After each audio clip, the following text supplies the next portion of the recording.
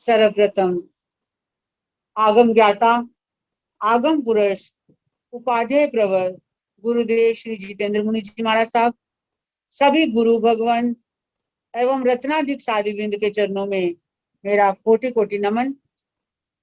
हम सब निरंतर उपाध्याय प्रवर गुरुदेव के मुखारविंद से जिन वाणी का पान कर रहे हैं, आज भी वो वाणी गुरुदेव हमें सुनाकर हमारा मार्गदर्शन करें।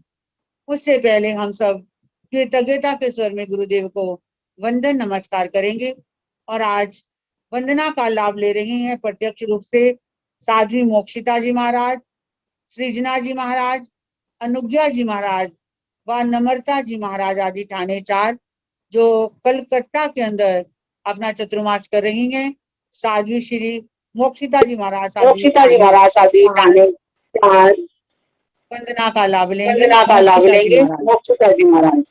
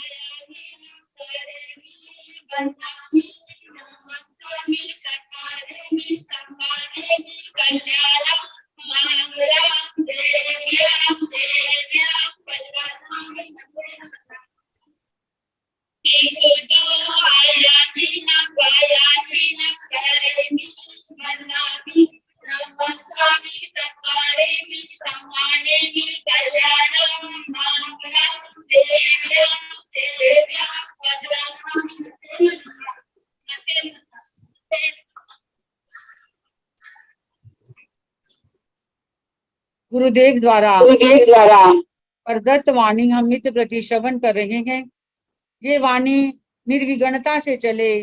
गुरुदेव पूर्ण स्वस्थ रहकर हमें जिन वाणी का दान दे, इसके लिए प्रतिदिन तपश्चर्या चल रही है।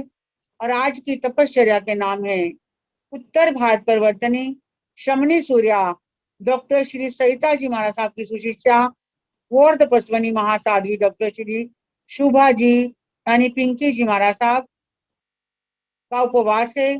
महासाध्वी श्री वीर कांता जी महाराज साहब के साध्वी परिवार की तरफ से साध्वी श्री श्रेया जी महाराज सुशिष्या महासाध्वी श्री शिखा जी महाराज साहब, उप परिवर्तनी साध्वी रत्ना श्री राधा जी महाराज साहब की शिष्या साध्वी तन्वी जी महाराज साहब राम पार्क लोनी गाजियाबाद से, महासाध्वी श्री साक्षी जी महाराज गुरनी जैन भारती श्री सुशील कुमारी जी महाराज साहब और नेपाल शिरोमणि प्रवचन प्रभाविका साध्वी रत्ना महासाध्वी श्री संजू जी महाराज साहब के सुशिक्षा साध्वी उदिता और वैरागन बहन ईशिता जी। इस तरह तपश्चर्या चल रही है। सब तपस्या करने वाले साध्वी वृंद से मैं बहुत बहुत अनुमोदना भी करती हूँ उनकी तपस्या की, और सुख साता भी पूछती हूँ। और गुरुदेव से करबद्ध प्रार्थना करती हूँ कि गुरुदेव आगम ज्ञाता, आगम पुरुष, उपाध्याय प्रवर गुरुदेव श्री जितेंद्र मुनि जी महाराज साहब हमें जिन वाणी का दान दे। उपाध्याय प्रवर गुरुदेव श्री जितेंद्र मुनि जी महाराज साहब।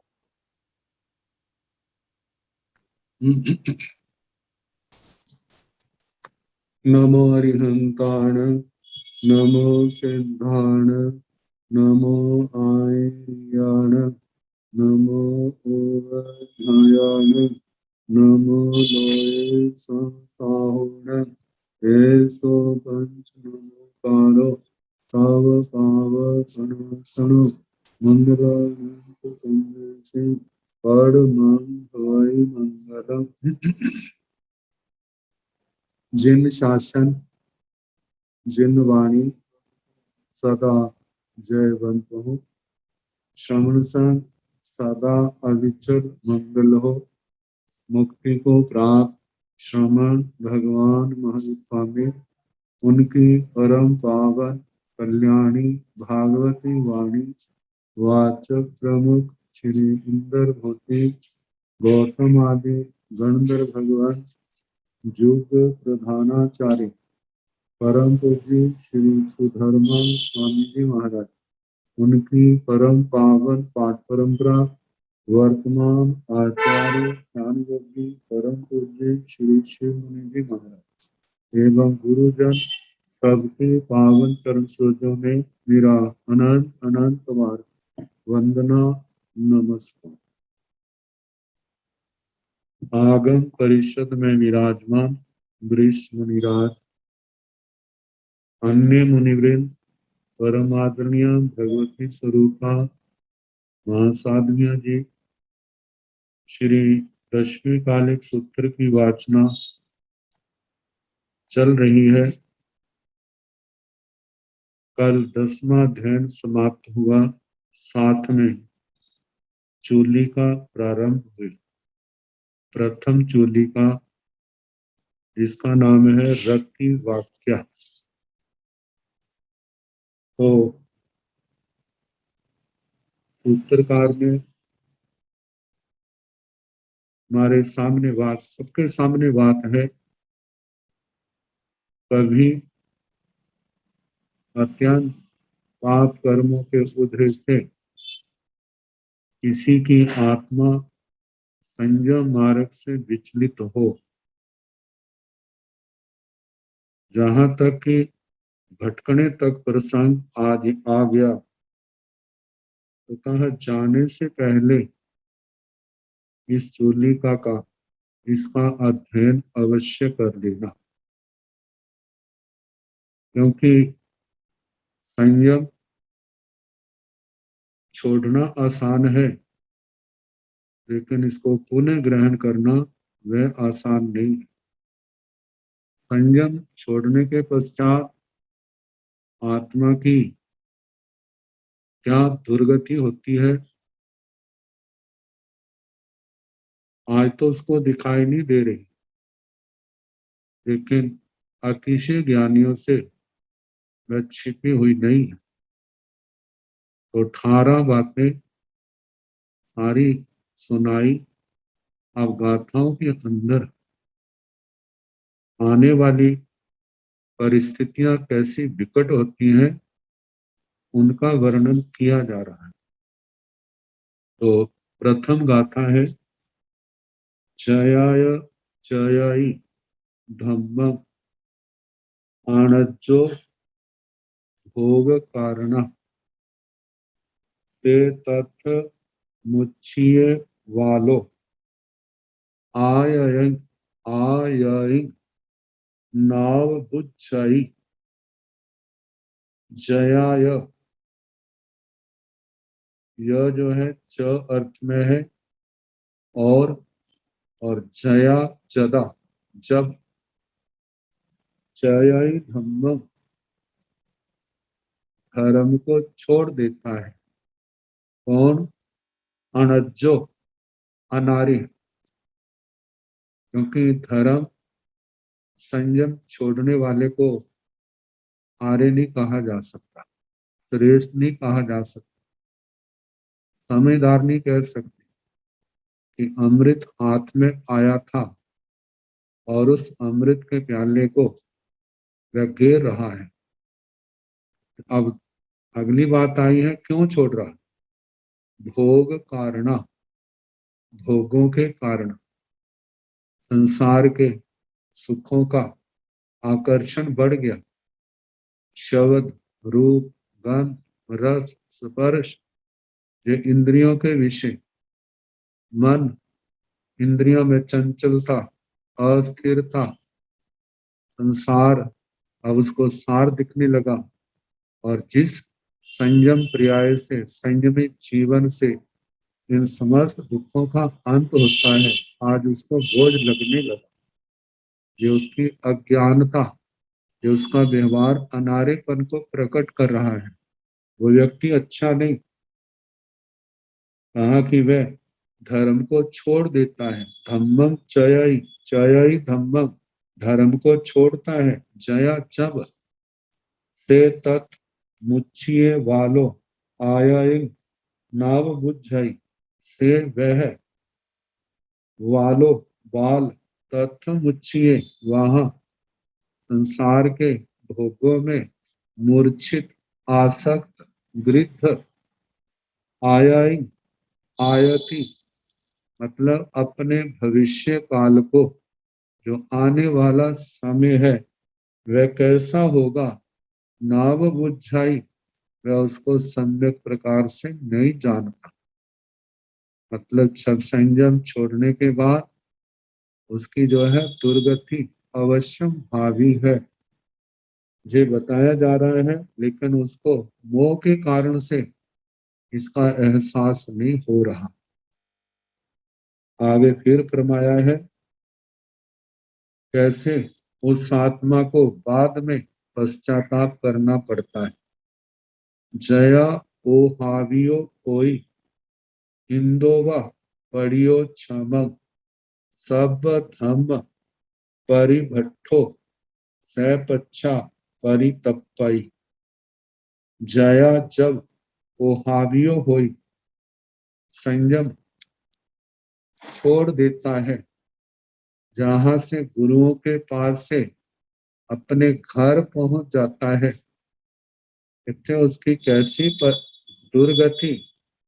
इंदोवा पड़ियो क्षम, कहा देवलोक का अधिपति इंद्र महाराज जब उनका भव पूर्ण हो जाता है और वहां का भव पूर्ण किया, सब कुछ वहां का वहां पर रह गया, और उसके बाद जहां पर पड़ियो क्षम, क्षम क्षमा जो अर्थ है ये पृथ्वी के अर्थ में है।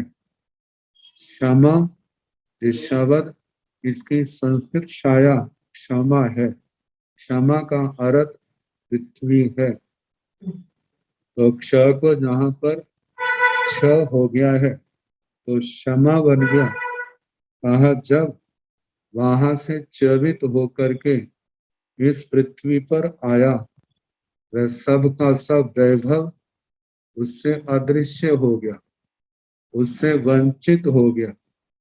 मानव स्मृति रहती नहीं है, यदि रहे तो सपना मात्र रहता है, सपना मात्र लगता है। अरे क्या था, क्या बन गया, कैसा वैभव पूर्ण जीवन इंद्र महाराज का, और जहां पर एक सामान्य व्यक्ति का मानव मनुष्य बन गया तो भी शुक्र समझना, अच्छे कुल में जन्म हुआ तो भी अच्छा समझना।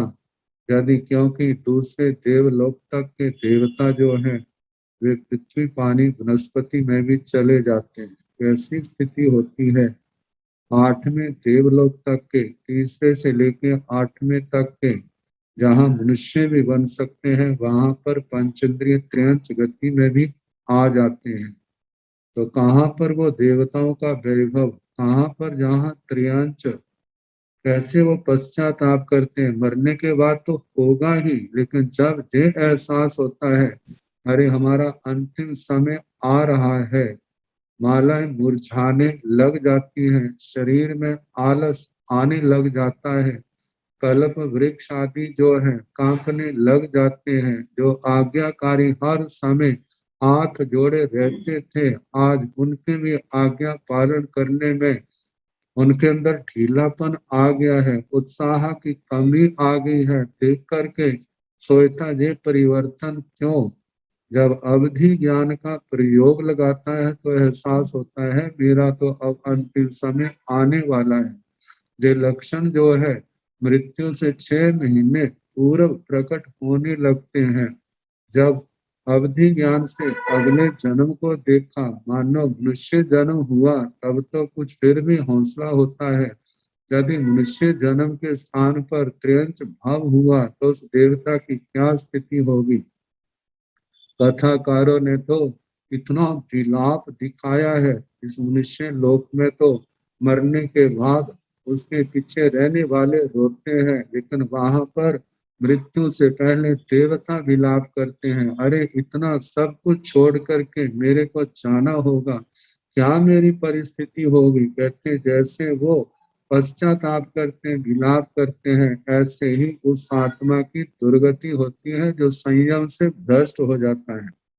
कहते हैं जैसे इंद्र महाराज के समान परियोक्षम, जैसे वह पृथ्वी तल पर आता है तो उसकी जो स्थिति होती है, सब धर्म परिभट्टो, सभी धर्मों से भ्रष्ट हुआ वह पतित, जो पहले साधु था लेकिन अब क्या उसकी दशा है, सह पच्छा परितप्पई, वह बाद में पश्चाताप करता है। कहाँ वो संयमी जीवन, कहाँ ये असंयमी जीवन, कहाँ एक एक छोटे छोटे दोष से बचते थे और कहाँ पर अविरति का जीवन, कितने बड़े बड़े पाप उसको कभी इच्छा से कभी मजबूरी से करने पड़ते हैं। कहाँ तो कितना संबर, कहाँ पर कितना असंयम आ गया, पाप कर्म का बोझ, पाप कर्म की मैल बढ़ती जा रही है। अब वो पश्चाताप करता है, अरे कहाँ पर वो संयमी जीवन कहाँ चला गया, अब मैं दोबारा नहीं प्राप्त कर सकता। लेकिन देखता है मैं तो इतने बंधनों में जकड़ा जा चुका हूँ, अब इनसे मुक्त होना आसान नहीं है। जयाय बंदीमो होई पच्छा होई अवंदीमो, देवी आव चूया ठाणा सब अच्छा परितप्पई। कहते जयाय बंदीमो होई, अब उस गृहस्थ अवस्था की परिस्थितियां और साधु जीवन की परिस्थितियां वो याद आती है।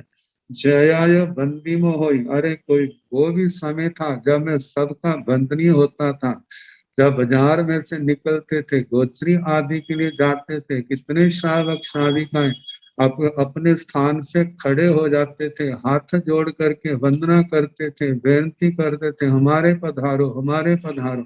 घरों में जाते थे, कितने लोग खुश हो जाते थे, बेनती करते थे, भगवान हमारे पधारो हमारे पधारो। कहाँ वो वंदनीय जीवन, पच्छा हुई अवंदी हो। और आज मानो उन बाजारों से जाता है तो कोई भी उसकी ओर आंख उठा के भी नहीं देखता, उसको बेनती आदि हाथ जोड़ने तो दूर की बात रही।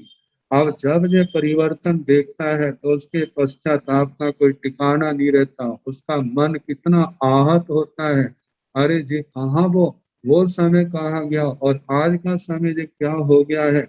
देव्या व चूया ठाणा, जैसे अपने स्थान से देवता चवित हो जाते हैं, चवित होने के बाद जो उनकी दुर्गति होती है, कहते जैसे उनकी दुर्गति होती है और पश्चाताप, उनको तो याद नहीं रहता लेकिन इसको तो एक एक क्षण वो सारे याद आ रहे हैं।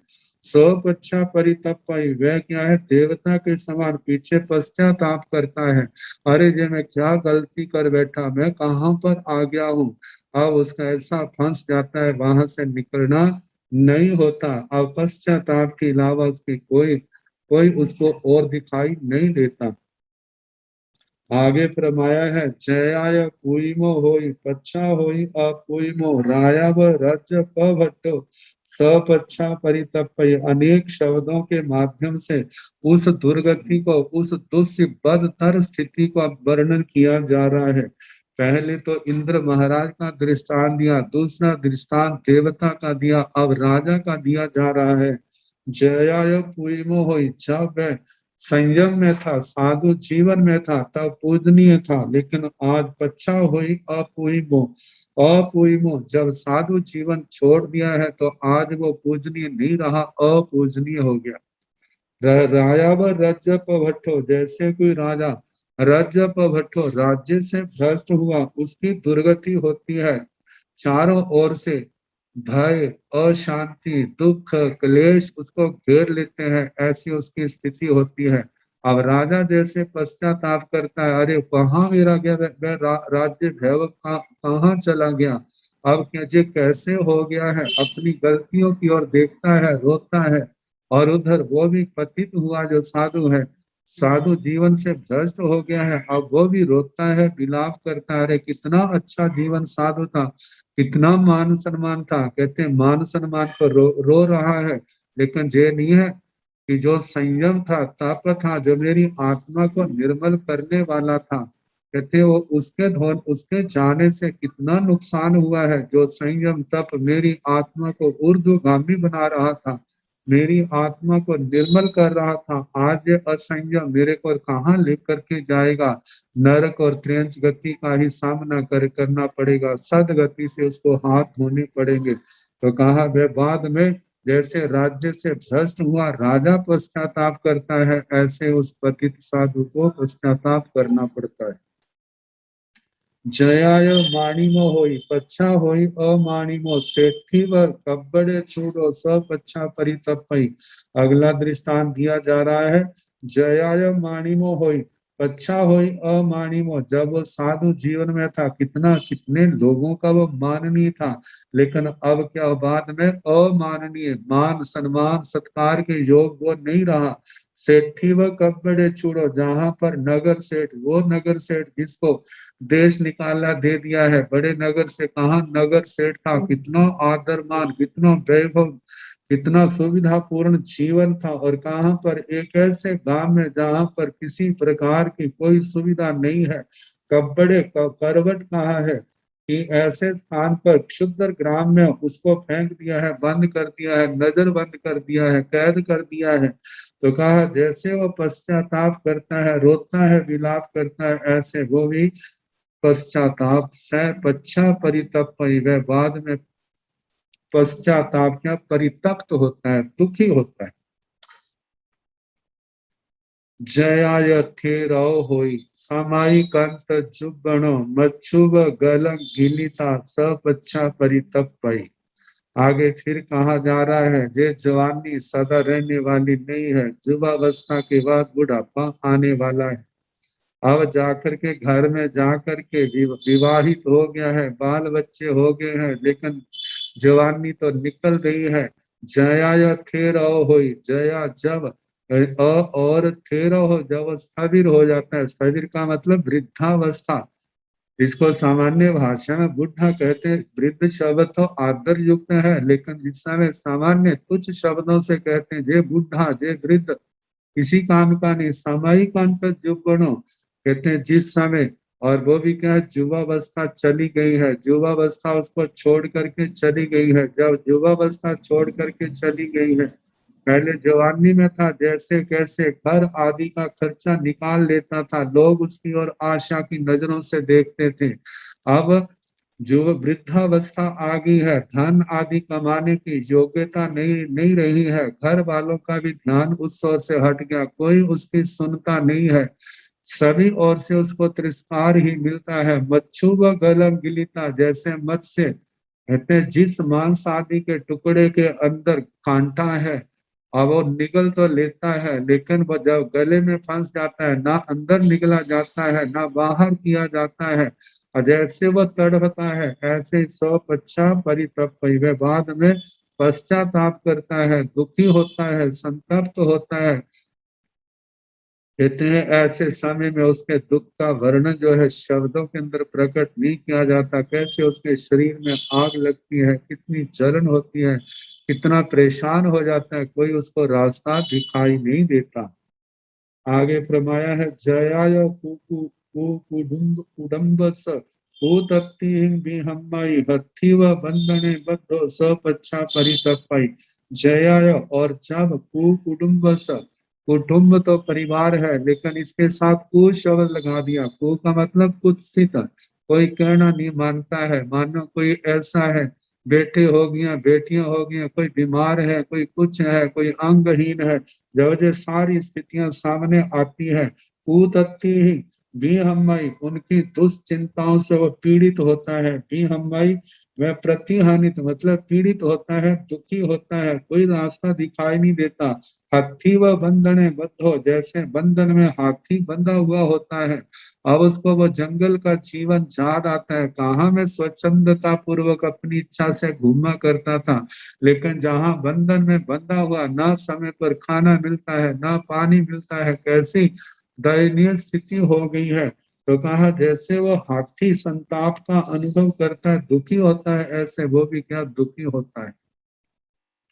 उत्तरधार परिकिन्नो मोह संतान संतो पंको सन्नो जहा नागो सपच्छा परितप्पई। पुत्र पुत्र दार पत्नी, इनसे परिकिन्नो घिरा हुआ, मोह संतान संतो, मोनी कर्म की संतान से, संतान मतलब प्रवाह, उससे संतो, उससे घिरा हुआ। मोह मोनी कर्म के प्रवाह से घिरा हुआ, मोनी कर्म जैसे दर्शन मोनी है, चरित्र मोनी है, दर्शन मोहनी के कारण से अब उसको देखता है इतने विचार सम्यक्त्व से मिथ्यात्व में कैसे चला है। कहते हैं मैंने इतनी तपस्या की थी, आखिर उस तपस्या का फल तो होना चाहिए था, मेरे को तो कुछ भी दिखाई जहां पर नहीं दे रहा। मैंने सेवा की, मैंने स्वाध्याय किया, मैंने ऐसे नियम व्रत पाले, मेरे को उसका क्या मिला? कुछ भी नहीं। और उसकी धर्म के दर्शन मोहनी मिथ्यात्व का प्रभाव श्रद्धा ही उसकी डामाडोल हो जाती है और एक फिर खत्म हो जाती है। और चारित्र मोहनी के कारण से अब उसके अंदर कभी क्रोध आ रहा है, कभी अहंकार आ रहा है, कभी कुछ आ रहा है, कभी कुछ, ऐसे मान माया लोग उसको घेर लेते हैं। हास्य रति रति आदि जो नौकशाय घेर लेते हैं, जो मोहनी कर्म का परिवार। बाहर तो दूसरा परिवार है, संसारी परिवार है, लेकिन कर्मों का परिवार उसको ऐसे घेर लेता है कि उसका विवेक ही खत्म हो जाता है। नए से नए गाढ़े से गाढ़े कर्मों का बंद करता है। क्या उसकी स्थिति होती है? पंको सन्नो जहां नागो, जहां जैसे नागो हाथी जो है पंको सन्नो कीचड़ की दलदल में फंसा हुआ, वह सब अच्छा परितप, जैसे वो परिताप करता है, दुखी होता है, ऐसे ही वो संयम से भ्रष्ट हुआ वह अनारे, वह व्यक्ति क्या है? अत्यंत दुखी होता है। अब कभी कभी उसको याद आता है, अरे यदि जे मैं गलती ना करता, संयम ना छोड़ता, संयम ही होता तो मेरा कितना आदर पूर्ण स्थान होना था। अज अज आहम गणी हुंतो भावी अप्पा बहु सुओ, जय हम रमंतो परियाय सामान्य जीर्ण देसिए। कहते अज आहम गणी हुंतो भावी अप्पा बहु सुओ, यदि मैं जय हम रमंतो पर्याय, यदि मैं पर्याय में संयम पर्याय में रमण करता होता, सामान्य जिन देशी, वो श्रमण जीवन जो जिन देशित है, अरिहंत परमात्मा के द्वारा कहा गया है। और भावित आत्मा, कहते वहां भावित आत्मा बहुश्रुत होता। आज मेरा स्थान, आज अहम गणी हूं तो मैं आज तक गणी आचार्य बन गया होता, यदि ये मैं गलती ना की होती। कैसा आचार्य? कहते भावी अप्पा भावित आत्मा, भावित आत्मा का मतलब जिसने सम्यक दर्शन से, बहुत प्रकार के तप और योगों से, अनित्य आदि भावनाओं से जिसने अपनी आत्मा को भावित किया है। साम दर्शन बहु भी है यह तबो जोगे अनित्याई, अनित्यायी भावना ही अभावी अपा। कहते सम्यक दर्शन, अपनी सम्यक्त्व को शुद्ध करना, अरिहंत परमात्मा, निर्ग्रंथ गुरु, केवली प्ररूपी धर्म का शरणा, और इसके आगे जीव आदि तत्वों का ज्ञान। कहते हैं इनके प्रति श्रद्धा, कौन कैसा है जे मोक्ष मार्ग, उसके प्रति आस्था, इस आस्था को लेकर के कि हे परमात्मा ऐसी आस्था हमें जन्म जन्म में मिले, हमें अरिहंत भगवान का शासन मिले, निर्ग्रंथ गुरु मिले, केवली प्ररूपी धर्म की आराधना करें, जिससे हमारे नए कर्मों का आना रुका रहे और पूर्व जन्मों के बंधे हुए कर्म कट जाएं। ऐसी भावना से अपने आप को भावित करता है। और दूसरी बात, नाना प्रकार की तपस्याएं करता है। कभी अनशन मनोत्री आदि जो तपस्याएं कर रहा है, जिसके कारण से उसके कर्मों के धलिकों के धलिक टूटते जा रहे हैं, और संसार के अंदर अनित्य आदि भावनाओं से अपनी आत्मा को भावित कर रहा है कि संसार के अंदर कैसे मूढ़ता के अंदर जीव अंधे हो जाते हैं, उनको साक्षात दिखाई नहीं देता। जितना कुछ मिला है, चाहे कितना भी वैभव क्यों ना हो, आखिर ये है तो अनित्य ही।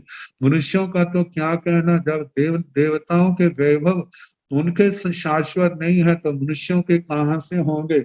और इनका परिणाम कैसा कैसा है, 12 भावनाओं के द्वारा अपनी आत्मा को संस्कारित करता है, भावित करता है, जिसके कारण से आत्मा में त्याग की भावना, वैराग्य की भावनाएं, ये संस्कार दृढ़ होते हैं।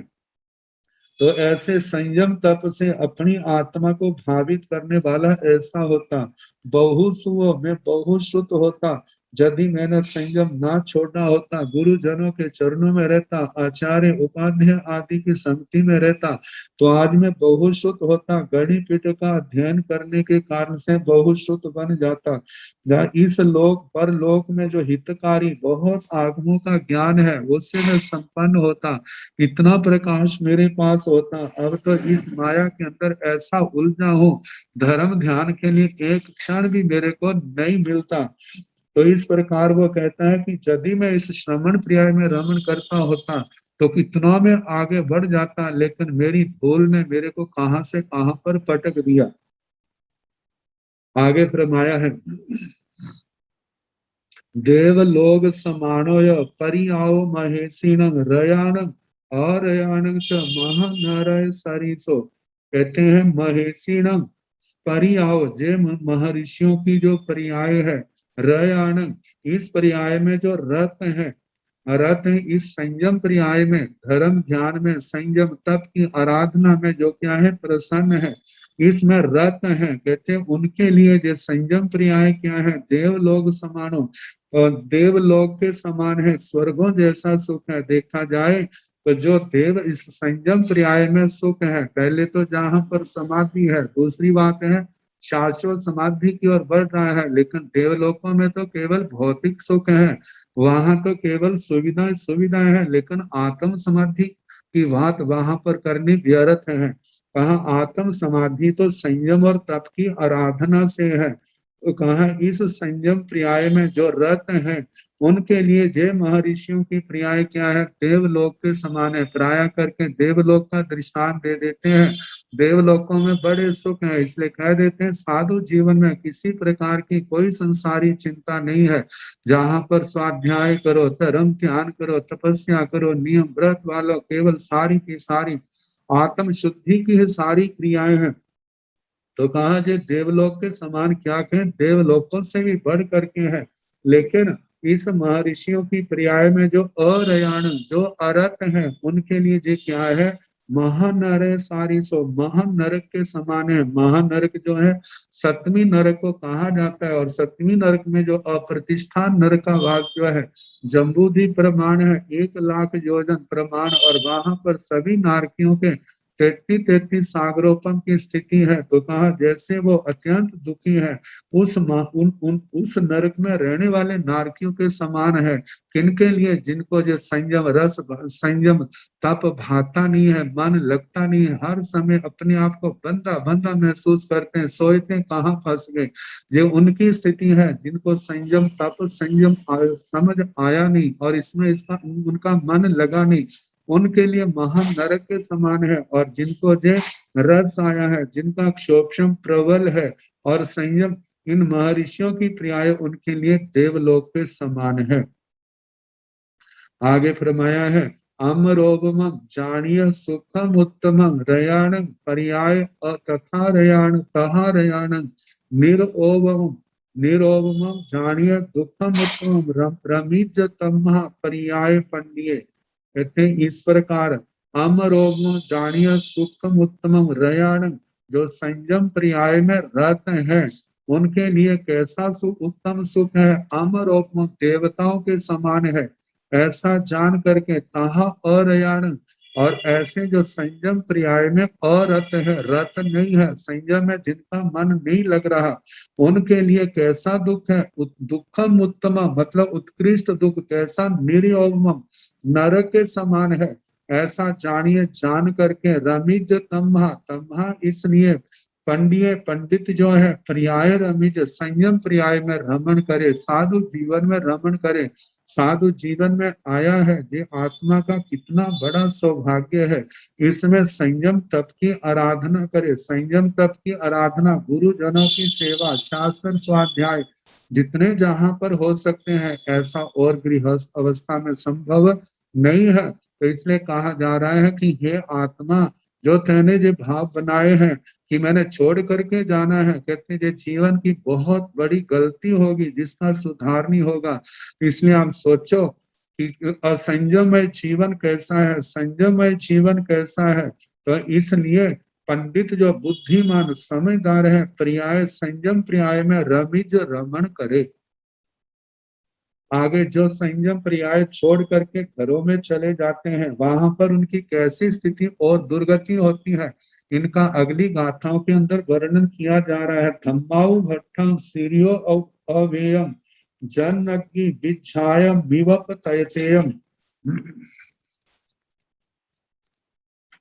नीलंतीना दुविहम कुशीला दारुढ्यम घोर विसंग नागम धम्माउ भट्टं सीरियो अवेयम जन्नग्नि विच्छायम विवपतयम कीलांतीणं दुर्विहं कुशीला दारुधियम घोर विसंग नागम।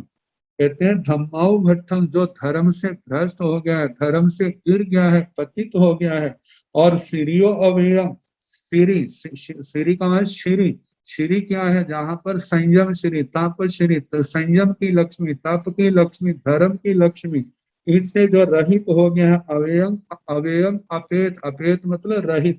जन्नक की कहते हैं उसकी कैसी स्थिति हो जाती है, निस्तेज हो जाता है। जन्नक की विच्छायम इव अपतेयम, जैसे संसार के अंदर जन अग्नि, यज्ञ की अग्नि, कहते हैं जब वो जलती है तो कैसे लोग जो है मंत्र पढ़ करके कैसे घी आदि की आहुतियां उसके अंदर डालते हैं, हाथ जोड़ते हैं, कैसे उस अग्नि के अंदर अग्नि को मत्था टेकते हैं, मस्तक झुकाते हैं, वंदना नमस्कार करते हैं।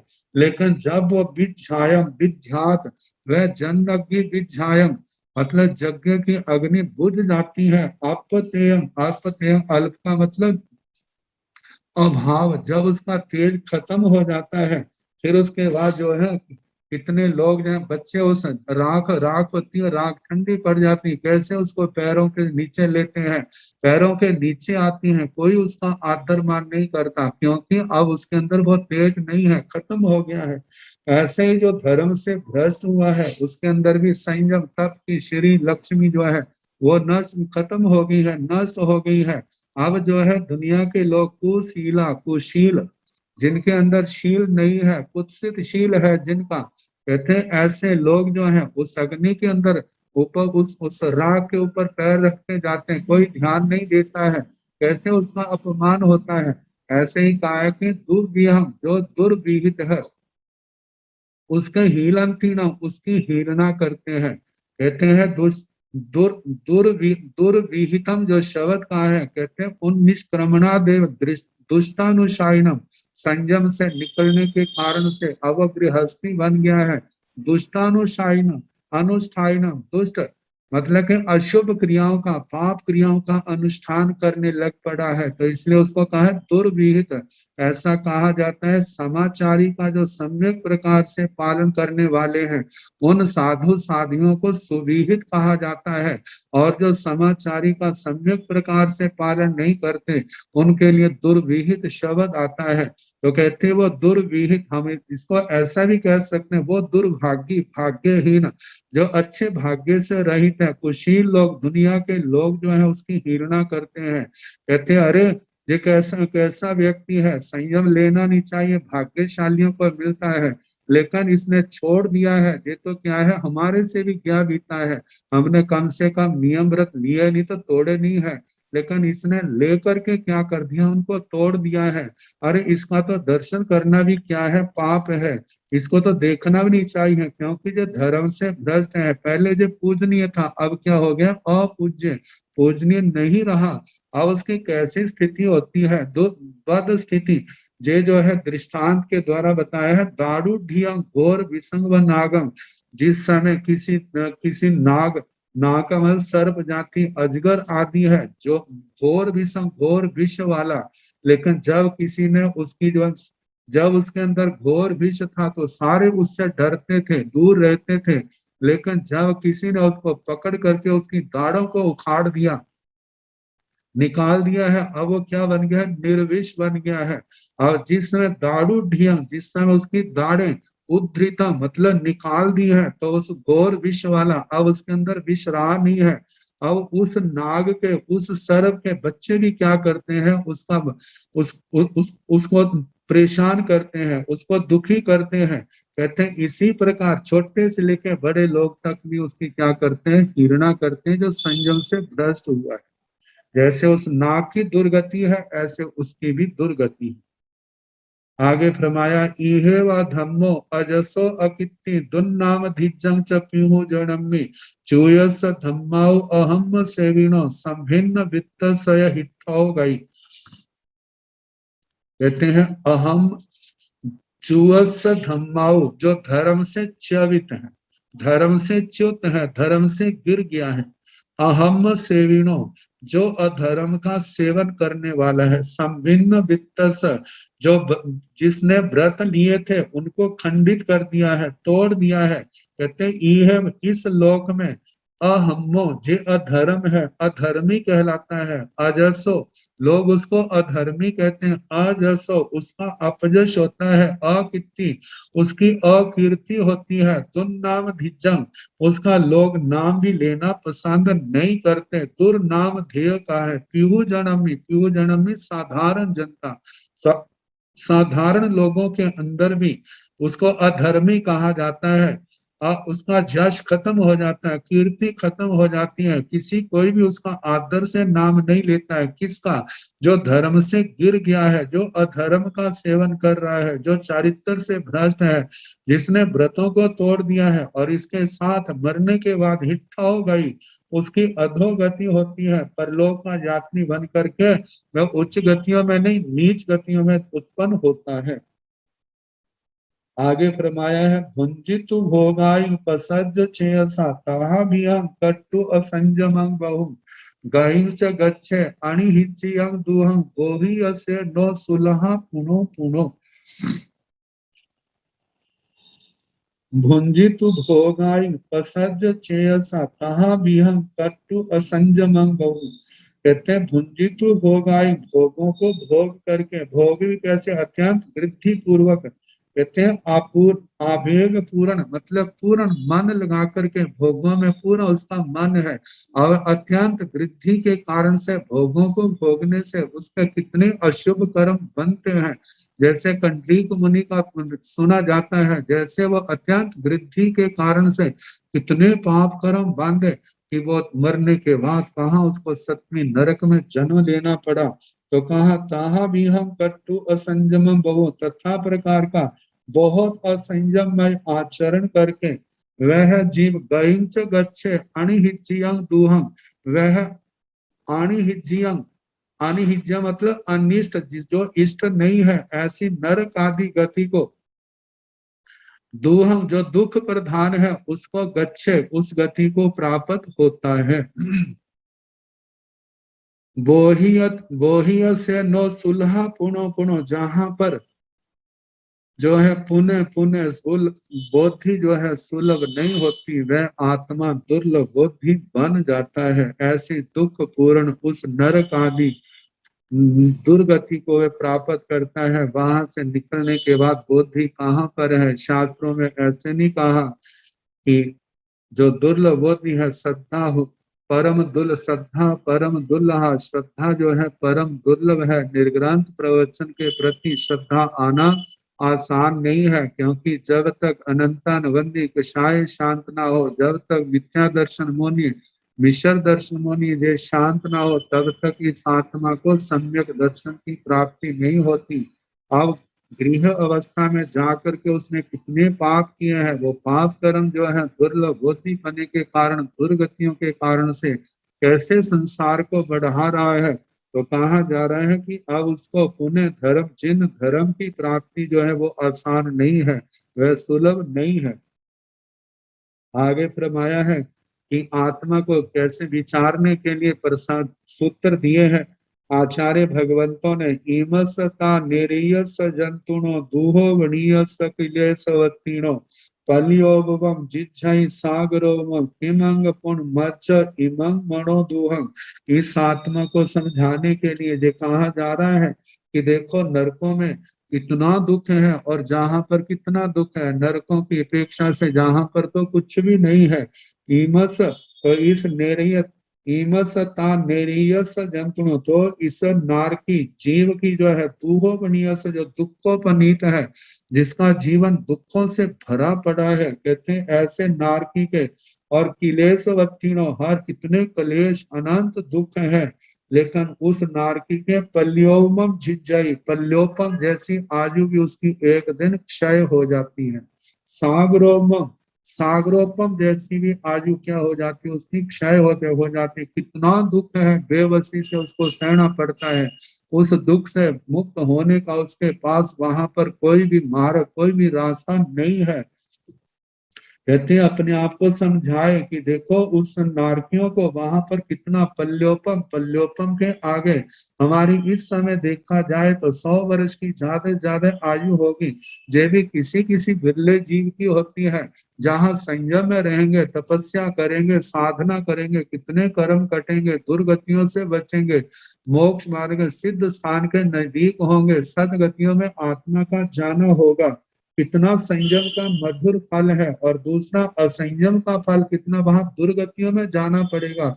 जहां पर ऐसी दुर्गतियां नरक त्रयंच आदि, जहां तो इतने दुख हैं भी नहीं, तो कहा दुख हो भी, तो जब उनके पल्योपम सागरोपम भी एक दिन क्या खत्म हो जाते हैं, तो ये मेरा दुख जो है आखिर कितनी देर रहेगा।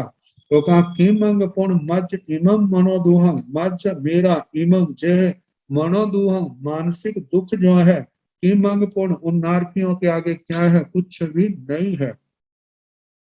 आगे फरमाया है नामे चिरं दुखमीणम भविष्य असास्या भोग पिपास जंतुनो नाचे शरीरेण इमेण अविषय अविषय जीव पज्जवेण, पज्जवेण में कहते नामे चिरम दुखमीणम भविष्य, क्या विचार करे, इणम दुखम जे जो मेरा दुख है, वे मेरा इणम दुखम जे दुख जो है, न चिरम भविष्य ये चिर काल तक नहीं रहेगा, सदा नहीं रहेगा। और सासिया भोग पिवास जंतुनो, भोगों की प्यास जो है वो भी सदा रहने वाली नहीं है, समय समय पर वो भी क्या हो जाती है, शांत हो जाती है। इसलिए जो मन के अंदर जो विकृतियां जागृत हुई है, इनसे मैं अपनी आत्मा को प्रभावित ना होने दूं, इनको मैं दूर करूं, इनको शांत करूं। तो कहा जे भी सदा रहने वाली नहीं है, ये तृष्णा भी सदा रहने वाली शाश्वत नहीं है। नाचे शरीरेण इमेण विषाई, कहते यदि मानव नेवी अभी होती है, आज जवानी है, लेकिन वृद्धावस्था शरीरेण इमेण, इस शरीर से जब जब शरीर की अवस्था ढलने लगेगी, बुढ़ापा आएगा, तो उस समय जो तृष्णा शांत होगी, जो दुख शांत होने लग जाएगा। अविषय अपजास्यति, जो चली जाएगी, नष्ट हो जाएगी। अविषय जीव्य पद्य, मानव बुढ़ापे में भी शांत नहीं होती, तो कब तक रहेगी। यदि मैं धैर्य रखूंगा, भगवान के मार्ग पर चलूंगा, तो जब इस जीवन की पर्याय समाप्त होगी, मृत्यु के साथ तो जो सारी क्या चीजें खत्म हो जाएंगी। ऐसे अपनी आत्मा को समझाए। जस सेवम अप्पाहु हविज निच्छियो चैज देहम नहु धम्म शासनम तम तारिसं नो पल पई लंति इंदिया उविंति वायाव सुदन सड़म गिरिम। जस जिस आत्मा के एवं इस प्रकार अप्पा आत्मा वो हविज निच्छियो, इस प्रकार वह निश्चित अपने आप को दृढ़ होती है, इस प्रकार ऐसा सोच करके जो अपने आप को संयम में तप में दृढ़ करता है।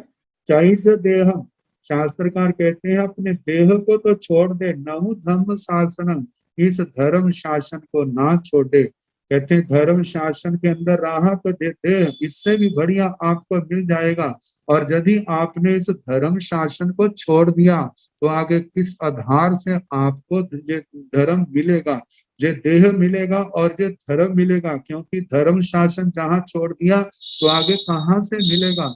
तो इसलिए कहा जाता है देह को तो छोड़ दे, लेकिन धर्म शासन को ना छोड़े, अपने इस देह से भी अधिक धर्म शासन को महत्व दे।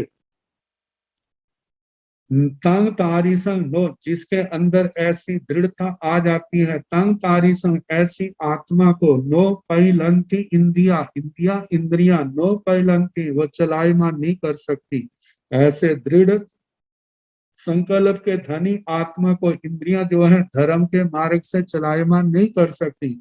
जहां दृष्टांत दिया है उविंती वाया व सुदर्शन गिरी, जैसे बड़ी बड़ी आंधियां जो है, तूफान है, सुदर्शन गिरी, सुदर्शन गिरी मेरु पर्वत को वह चलायमान नहीं कर सकते। ऐसे इस संयम में स्थिर, ऐसे दृढ़ संकल्प के धनी आत्मा को भी ये इंद्रियां जो है चलायमान नहीं कर सकती।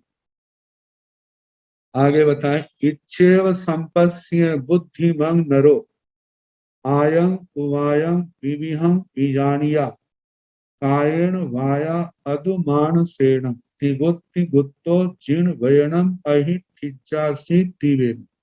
इच्छेव इस प्रकार, संपस्य, ऐसा विचार करके बुद्धिमान नरो, बुद्धिमान मनुष्य इस प्रकार विचार करके आय इनकम, आमदनी, आय ज्ञान आदि का लाभ, उपायम इन्हें आदि इसके उपाय है, इनको बीजानिया जान करके, इन सब को जान करके ज्ञान दर्शन चरित्र आदि का क्या महत्व है और जो हमारे को इसमें कैसे वृद्धि होगी, गुरुजनों के चरणों में रह करके शास्त्र वाणी का स्वाध्याय करे, उनकी सेवा आदि, वृद्ध है, रोगी है, तपस्वी है, उनकी सेवा करे, उनके प्रति विनय व्यवहार रखे, ऐसे विविध प्रकार के उपायों को जान करके, जी जानिया जान करके, कायन वाया अधु मानसेण, काय से शरीर से, वाया वचन से, अधु अथवा मानसेण मन से, तीन गुत्तियों से गुप्त जिसने अपनी आत्मा की रक्षा की है, जिन वर्ण अहिचासी, जिन वचनों की आराधना करे, इस प्रकार में कहता हूँ, आचार्य भगवान कहते हैं इस प्रकरण के संबंध में जैसा भगवान से अपने गुरुओं से सुना वह मैंने आपको सुनाया, अपनी ओर से कुछ नहीं, रही वक्ता पढ़ना चूना समझता। इस प्रकार रति वाक्या नाम की प्रथम चूलिका जो है वह समाप्त हुई। इसमें सब का सब उपदेश जो आत्मा अस्थिर हो जाती है उसकी स्थिरता के लिए है, और इसमें देखा जाए आत्मा का उपदेश देने वाले का अपना कोई स्वार्थ नहीं, जो कुछ कहा गया वह सारा दुनिया के धरातल पर बिल्कुल सत्य है, और जो सत्य है वही उन्होंने प्रकट किया है कि संयम जो है तप है, संयम तप जो जीवन आत्मा को केवल थोड़े से दुखों के लिए नहीं, संसार के समस्त दुखों के जाल से निकाल करके आत्मा को सिद्ध गति तक पहुंचाता है। और जो संयम तप में जीवन को छोड़ देते हैं उसकी क्या दुर्गतियां होती है, ये नाना प्रकार के दृष्टांतों से सामने रखा।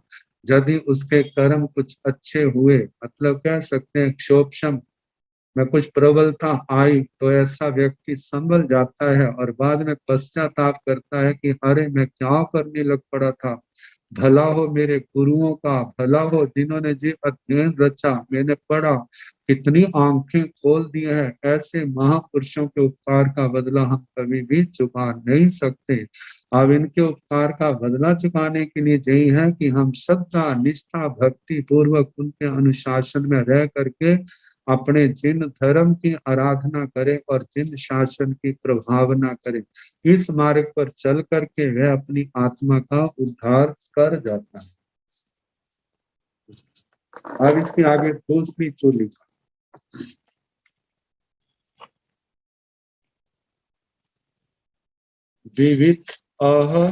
विविध चरिया बीजिया चूला, इसके बाद विविक्त चर्या दूसरी चोली का है। अप्रतिबद्ध होकर के कैसे विहार करना,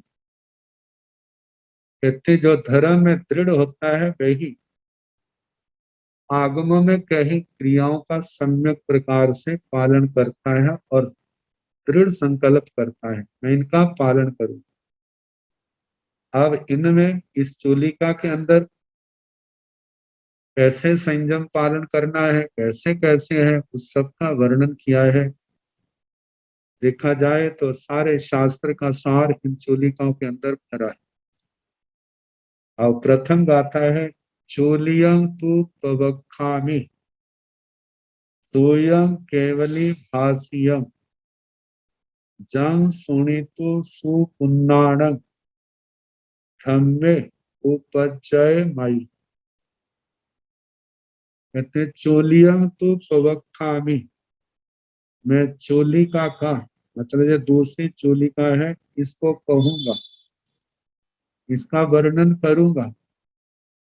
ये कैसी है, स्वयं केवली भाष्यम, स्वयं जो श्रुत रूप है, श्रुत ज्ञान का रूप है और सामान्य व्यक्ति के द्वारा नहीं कहेगी, केवली भाष्यम केवली भगवंतों के द्वारा कही गई, अरिहंत परमात्मा सर्वज्ञ सर्वदर्शी वीतराग भगवंत, जिन्होंने इस पावन दशा को पाया, और ये ऐसे नहीं मिली है, किसी से मांगने से भी नहीं मिली है, साधना के बल से अरिहंत परमात्मा निर्ग्रंथ गुरुजनों के अनुशासन में रह करके संयम तप की आराधना के द्वारा जिन्होंने केवल ज्ञान केवल दर्शन पाया, उन्हीं के द्वारा जो भाषित कथित है, ऐसे शुद्ध ज्ञान रूप इस शूलिका को मैं कहूंगा। जम सुनी तू, जिसको सुन करके सुपुन्नाण, जो भाग्यशाली जीव होते हैं, उनके धम्मे उपजयमयी, धर्म में बुद्धि पैदा होती है, श्रद्धा पैदा होती है। हमें भी धर्म करना चाहिए, हमें भी संयम तप की आराधना करनी चाहिए। इस आराधना के द्वारा ही आत्मा शाश्वत सुखों को पाने की अधिकारी हो सकती है। इसके अलावा और कोई संसार में मार्ग नहीं है। तो इस प्रकार धर्म में रुचि बुद्धि पैदा होती है। आगे कहा है, अणु सोय पठिये बहु जनमी, पड़ी सोय लथ लक्षेण, पड़ी सोय मेव अप्पा, दायबो हो कामेण। कहते हैं, जिस प्रकार नदी में गिरा हुआ लक्कड़ काठ पानी के बहाव के अनुसार समुद्र की ओर बहने लगता है, ऐसे ही इस संसार के अंदर अणु सो पठिये बहु जनमी, ये सप्तमी विभक्ति के एक वचन है, दोनों शोभत।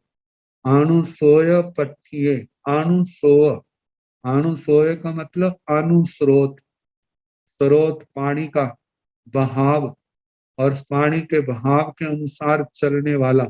बहु जनमी, कहते जो भी पानी के बहाव में आती है वो पानी के अनुसार ही चलती है। ऐसे जैसे वह पानी का बहाव है, ऐसे संसार का भी तो बहाव है। संसार के प्राणी किस ओर बह रहे हैं, जैसे वो पानी के अनुसार बह रहे हैं, ऐसे ही संसार के अंदर शब्द रूप गंध रस स्पर्श जितने इंद्रियों के विषय हैं, काम भोग हैं, उन्हीं की ओर बह रहे हैं। उन्हीं की ओर जहां जहां से उनकी प्राप्ति होती है, उसी ओर उनकी गति है। और इन काम भोगों के चक्कर में पड़ करके जन्म मरण का प्रवाह चल रहा है, और इस जन्म मरण के चक्कर के प्रवाह में फंसे हुए। तो कहते हैं बहु जन्मी, दुनिया के लोग जो है इसी काम भोगों के अंदर इन इच्छाओं के वशीभूत हुए इसी प्रवाह में बह रहे। ये जो काम भोगों के अनुसार जो चलना है, ये संसार को बढ़ाना है, जन्म मरण जब तक इस प्रवाह में फंसा रहेगा, बहता रहेगा, बहता रहेगा, अनादिकाल से जैसे चलता है ऐसे आगे भी चलता रहेगा। कभी नरक में, कभी त्रियंच गति में, कभी मनुष्य गति, देव गति, बस चारों गतियों के अंदर जब पाप की प्रधानता होती है तो दुर्गतियों का रास्ता मिल जाता है। उस रास्ते पर चलते जब पुण्य की प्रधानता होती है तो इन शुभ गतियों में जो सुख प्रधान है उस ओर चल पड़ता है। लेकिन आत्मा के अंदर ज्ञान नहीं होने के कारण से, समझ नहीं होने के कारण से उसको ज्ञान दर्शन चारित्र का मार्ग नहीं मिलता।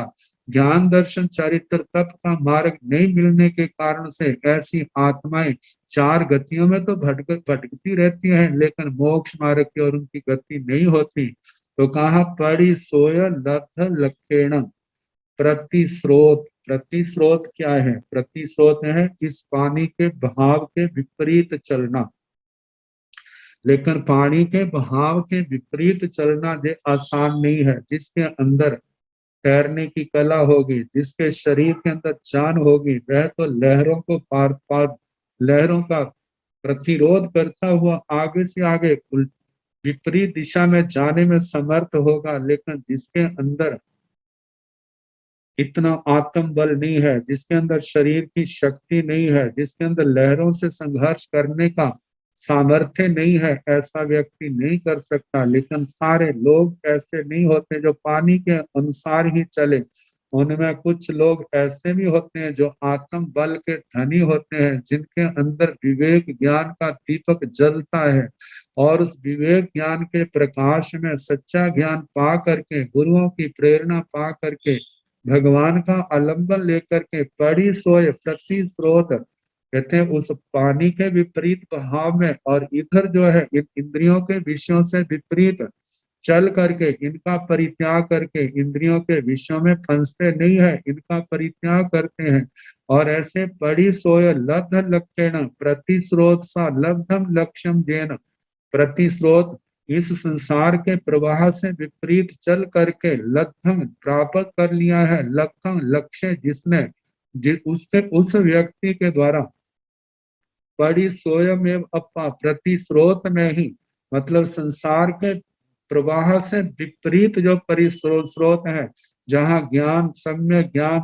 दर्शन सम्यक चारित्र सम्यक तप है, कहते हैं इसमें अपा दायब अपनी आत्मा को लगाना, प्रतिस्रोत इस जो संसार के बहाव से विपरीत है, जहाँ पर इंद्रियों के विषयों के अनुसार नहीं चलना, उनका परित्याग करना, 18 पापों का परित्याग करना है और इनको छोड़ करके मोक्ष मार्ग में इस प्रतिस्रोत में अपनी आत्मा को लगाना, अपना ध्यान उस ओर लगाना, इसके द्वारा हो कामिण का मतलब जो मुक्ति मुक्ति चाहने की इच्छा करने वाले हैं, जो मतलब संसार से मुक्त होना चाहते हैं, इन कर्मों के बंधनों से, संसार जन्म मरण के बंधनों से मुक्त होना चाहते हैं, ऐसे व्यक्ति के द्वारा अपनी आत्मा पड़ी स्वयं एवं विषय प्रवाह से प्रामुख ही दायत्व करनी चाहिए, विषयों से विपरीत चल करके मतलब तप त्याग में आ करके संयम तप की आराधना करनी चाहिए, उसमें अपनी आत्मा को लगाना चाहिए।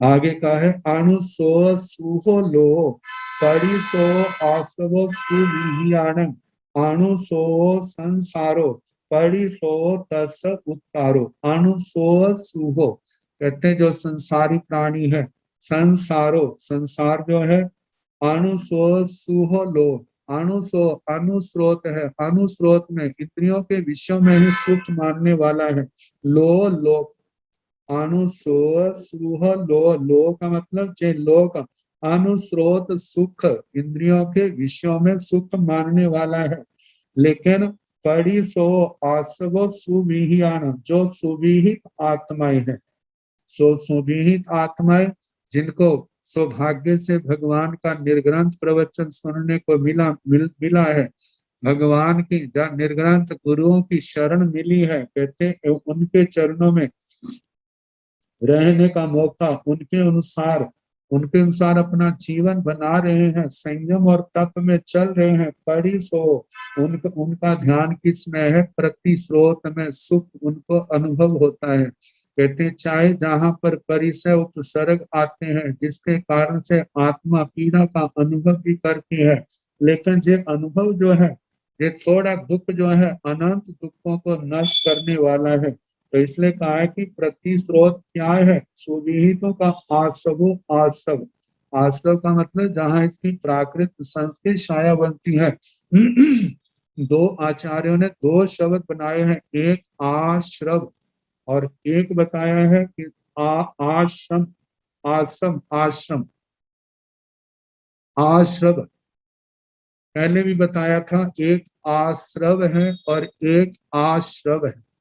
आश्रव जो है वह तो कर्म आने का रास्ता है, मार्ग है, और वो क्या है, मिथ्यात्व अविरति प्रमाद कषाय अशुभ जोग है, जिनको जोग भी कहा जाता है, जोग के द्वारा अशुभ से पाप का आश्रव होता है, शुभ से पुण्य का आश्रव होता है, तो आश्रव से तो वे 5 आए, 18 पाप आए हैं, तो लेकिन जहाँ जो आश्रव है, आश्रव जो है उपसर्ग है और उसके साथ श्रु धातु है, जहाँ श्रु धातु का अर्थ गमन है, जहाँ पर श्रु का अर्थ है श्रवण है, तो कहते हैं जहाँ पर, तो आश्रव शब्द का अर्थ व्युत्पत्ति करके आश्रव शब्द बना के इसका अर्थ जो दिया है वो आज्ञाकारी दिया है, जो बीतराग भगवंतों के अरिहंत भगवंतों के निर्ग्रंथ गुरुओं के प्रवचन को सुनता है, सुनने में ध्यान लगाता है और उनकी आज्ञा का पालन करता है, वह क्या है,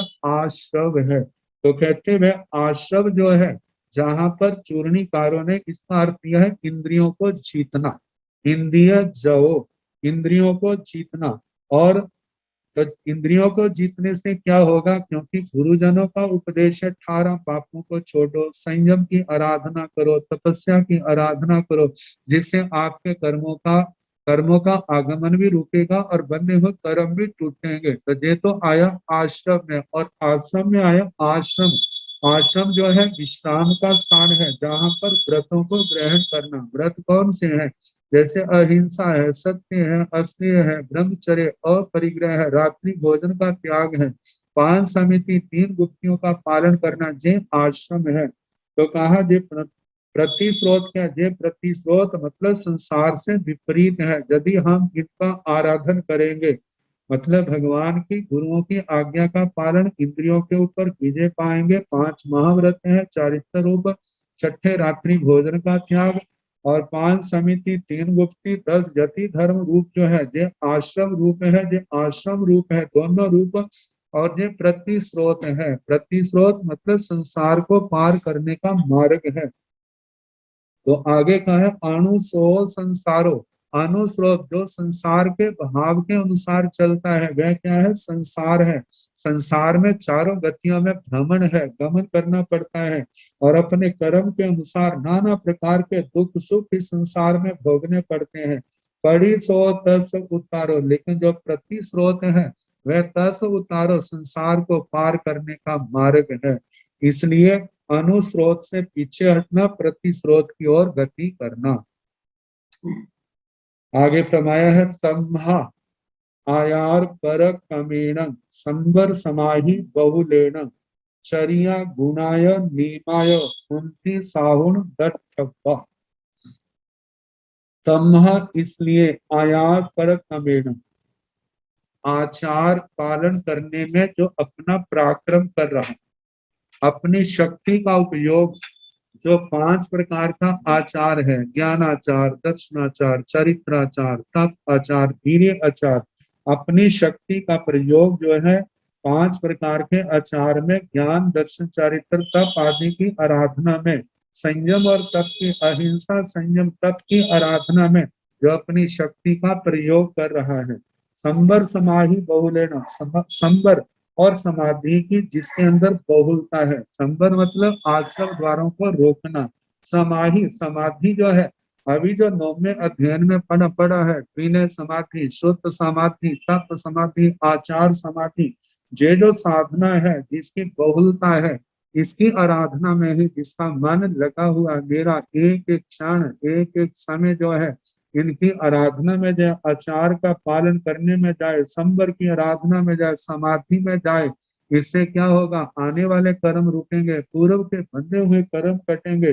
जे बहुलता हो, इसका बाहुल्य होना चाहिए। तो ऐसा जो साधक है, ऐसे साधु के द्वारा कहते चरिया गुणाय नीमाय कुंती साहुण दट्ठप्पा। कहते चरिया, चरिया क्या है, मूल गुण, उत्तर गुण, ये जो है इनका समुदाय जो है, चर्या मतलब मूल गुण, उत्तर गुण आदि, इनका पालन करना। गुण जो है इनका संरक्षण करना, इनके संरक्षण के निमित्त भावनाओं को भाना, मतलब जो गुण धारण किए हैं इनका मैं सम्यक प्रकार से पालन करूं। नीमा है, नीमा का अर्थ बताया है परिमादव अभिगह विशेषा, प्रतिमा आदि साधनाएं, अभिग्रह विशेष, अपने उत्तर गुणों को और बढ़ाने के लिए, तपस्या को और बढ़ाने के लिए अभिग्रह आदि कर लेते हैं।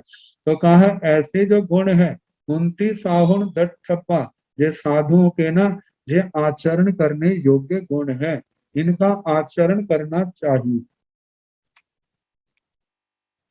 आगे फरमाया है अणिएय वासो समुआन चरिया अन्नाय उंचम परिरिक्त्याय अपो वही कलह विभजनाय विहार चरिया इसिणं असत्था। तो बताया जा रहा अणिएय वासो, साधु साध्वी को कहते हैं अनिकेतवास। निकेतवास होता है गृहवास, एक स्थान पर रहना। अनिकेतवास एक स्थान पर नहीं रहना, एक ही स्थान पर सदा नहीं रहना। समुयान चर्या, समुदान चर्या, अनेक घरों से भिक्षाचरी द्वारा भिक्षा ग्रहण करना, ये समुदान चर्या है। आगे अन्याय उंचन अज्ञात कुलों से थोड़ा थोड़ा मात्र धर्मोपकरण मतलब आहार आदि लेना, जो भी आवश्यकताएं हैं वो उन घरों से भिक्षा के रूप में ग्रहण कर। पाइरिक्या में एकांत स्थान में निवास करना, जहाँ पर शोर शराबा ना हो, लोगों का आना जाना ना हो, क्योंकि लोगों का आना जाना रौनक लगती तो अच्छी है, लेकिन इसका नुकसान जो है वो ये है, ज्ञान ध्यान संयम तप में नाना प्रकार के, जहाँ पर उसके अंदर क्या होगा, साधना में कमी आएगी। लोगों को अटेंड करेगा, स्वाध्याय करेगा, कहा जितना जन संपर्क करेगा उतना ही उसकी साधना में फर्क आएगा। इसलिए पहले 8वें अध्याय में कह चुके हैं, गीहि संतवम न कुछ गृहस्थों के साथ परिचय ना पढ़ाए ना करे, क्योंकि ये बढ़ाना जो है साधना के अंदर विघन ही है। तो इसलिए कहा जाता है परिक्याय एकांत स्थान में निवास करना, अपो वही अपनी उपदि भंडोपकरण जो है जे अल्प होने चाहिए, मर्यादा में होने चाहिए। कलह विवचनाय कलह का परित्याग करना चाहिए, अपने अंदर सहन शक्ति पैदा करनी चाहिए। जितनी सहन शक्ति होगी कलह को जीतने का वो उतना ज्यादा सफल होगा। यदि सहन शक्ति का अभाव हुआ, कम हुई, तो जैसे प्रसंग आएगा तो एकदम अपना संतुलन खो लेगा और असमाधि का शिकार हो जाएगा। तो कहा कलह विवचना, कलह का परित्याग करना।